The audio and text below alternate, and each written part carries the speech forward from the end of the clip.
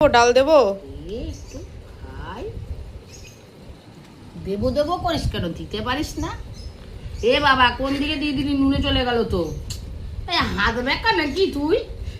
দিতেও পারিস না। আরে তুই তুই এই নে, ঠিক আছে এবার হ্যাঁ নে।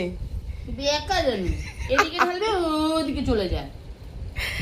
মোটেই বেকারা। এরকম তোর হাতটা। এটা দেবো একটু, এটা দেবো কি? হ্যাঁ হ্যাঁ একটু দে। এত গরমে বেশি কথা হবে না।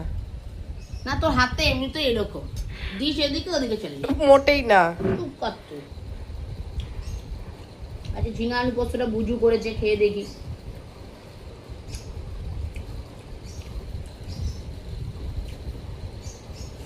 কোনো রিয়াকশন নেই, আমি করেছি বলে। না, ভালোই হয়েছে,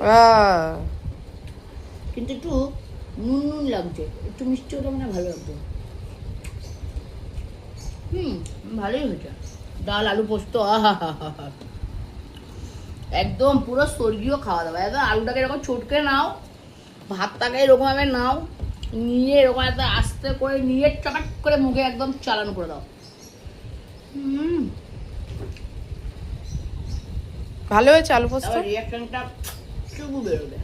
হ্যাঁ হ্যাঁ রে, ভালো হয়েছে, তুই করেছিস না?